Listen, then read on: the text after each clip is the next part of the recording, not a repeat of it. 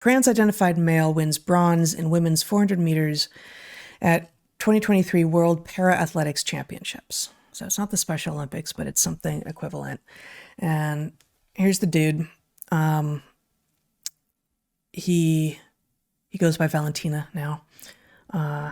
He was born Fabrizio.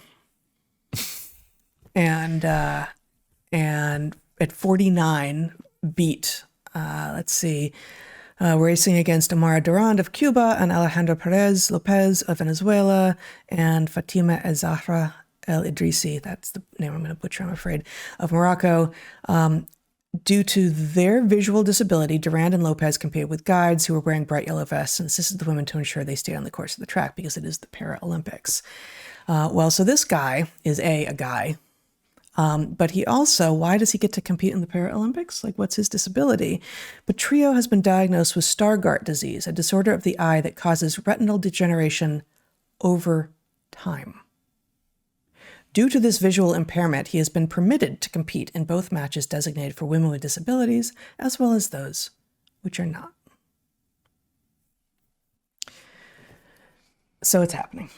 There it is, right? Yeah. This is an able-bodied dude who is competing against women with visual impairment in the Paralympics, or the whatever it's called, the Para-Athletics Championships. And surprise, surprise, surprise, he's winning. So he's cheating twice over. Yeah. Which... but he's older than them, so... Yeah, I mean... I don't... There's not even very much more to say, because we already talked about, you basically predicted that this would start to happen, and boom. Boom. There it is. Yeah, it's just stunning. I mean, the real question is, like, if I somehow decided to, I don't know, join some little kid's track and field and just beat the pants off them, because my legs are longer, right? Mm-hmm. There's no part of me that can imagine feeling good about that, right? Well, and I mean, we've talked about this, right? Like we've talked a little bit about these ancient human emotions. Like, where has shame gone? And why has pride in things that at least used to be, we understood that you couldn't change, although now these are opt-in things that you're now calling yourself proud to be something that you just decided you were yesterday. But like, I don't understand why pride is the thing that we are getting behind, and why shame is something that it would be wrong to suggest that someone should feel ashamed. Like, this feels like actually a reversal in some way. Like, shame is an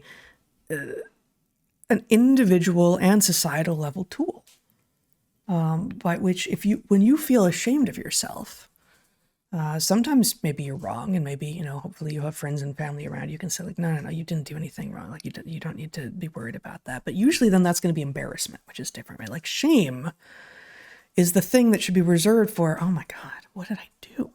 Like, why? I can't believe I do that. How do I make it right? How do I make sure I never do that thing again? And it feels like there's no one has any shame anymore. Well, shamelessness is of course, colloquially, an old diagnosis. You don't hear people talk about it because I think it's become unremarkable. Yeah. Whereas it used to be very remarkable. If you encountered a shameless person, that was a dangerous person, because that person was capable of doing things in the pursuit of whatever that a normal person wouldn't be, right? Or a normal adult wouldn't be. Yep. It's the shame that trains you to be decent. Yeah. I do have a concern, especially because pride is obviously one of the 7 deadly sins. Right. And therefore, people who have a religious orientation think pride is a bad thing that has now become a good thing. And I don't think that's what happened. No, I don't think that's what happened either. I have, and I've said this before, but like, I'm not proud of being a woman. I don't understand the concept of pride in something that I had no choice in. Well, I mean, I can be proud of an accomplishment of my own. Yeah. I can be proud of the book that we wrote. I Yeah. can be proud, I can be proud of, it's not a dominant emotion for me, I don't think, but it could be, and that's fine. Yep. The pride in something over which you had no choice at all strikes me as a gamification at best. Well, no, I think it has a root that makes sense, that has just taken on a life of its own. So if you imagine the world before gay had become normal, right? The world was shaming people who found themselves gay and had not chosen it, Yeah. right? Something that they did not have control to reverse, right? You should be ashamed of yourself for what you are. Yeah. So it's a reversal. It's a like no, I corrective. do not. I know I should not feel ashamed, and I do not feel ashamed, and I am in fact the opposite of ashamed. I am proud. Right. Yep. So that pride, standing up in the face of those who would shame you wrongly, is one thing. Yeah. It is quite another thing at the point that this is no longer considered shameful for the pride to be an excuse to behave in a gross way in front of families, and to insist that anybody who thinks that's not cool is defective. Right now, you're weaponizing shame. Yep. And that reversal is predictable enough, I guess, that here's a weapon lying there. It's not surprising that somebody picks it up. But the people who benefited from the ability to express pride publicly as a way of standing up against shame that was never theirs to bear, right? Those people should now be standing up against pride and saying, look, maybe we're not being shamed anymore. Maybe this is over, right? Yeah. So anyway, but yeah, I don't think it would, I don't think anything that you're born to is something to be proud of inherently, right? It's what you accomplish. Yeah. But I don't think there's obviously pride as an adaptation. There's obviously a malignant form of it where it's, overblown and will get you in trouble. And that's what the religious aphorisms are about. Yep. But pride and shame are both adaptations. They are opposing adaptations. They both have their place, and out of place, they're both dangerous. And that's really the way to think of it, rather than, oh, pride is bad. Nope. Yeah. Nope. It is not inherently bad. It is easy for it to become bad. Yeah, I guess coming at it from a purely secular position, it didn't occur to me that there was, of course there would be, a deep religious conviction around the word, around the concept.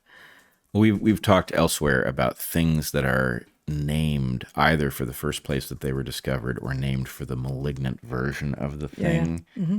And that these become a problem because you can't contemplate the honorable version of something that has been named around the malignant version, because as soon as you invoke it, the point is, it's like, oh, you're on board with that malignant thing? Yeah. Right? I mean, social credit. Oh, God, right? I've now invoked the CCP and its authoritarian panopticon nightmare state, right? Right. Well, no, they didn't invent social credit. Social credit was invented by selection when we lived in small groups, and your reputation was what you lived on, right? So I don't... But there was, that was social credit without a central authorizing party. Right. But we have to be very careful. Anytime you've got two things that are close neighbors, right? An authoritarian state with a social credit system used to allocate well-being, Goodies. right? Versus, a human cognitive system for tracking reliability, decency, generativeness. That guy never helps any of us raise barns. Right. But he does ask when he needs help. Right. Maybe we should not be so eager to help him until he starts helping us. Right, exactly. Totally normal. And not something you can't scale up because you can't monitor everybody's reputation in a giant civilization. So it's something that needs something, but it doesn't need the CCP.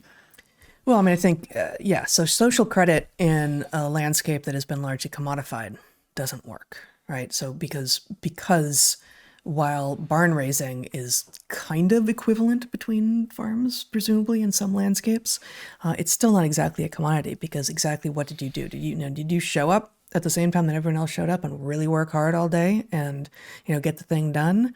Or did you participate by showing up after lunch and hanging out and mostly talking and then wander away after a couple of hours? Yeah.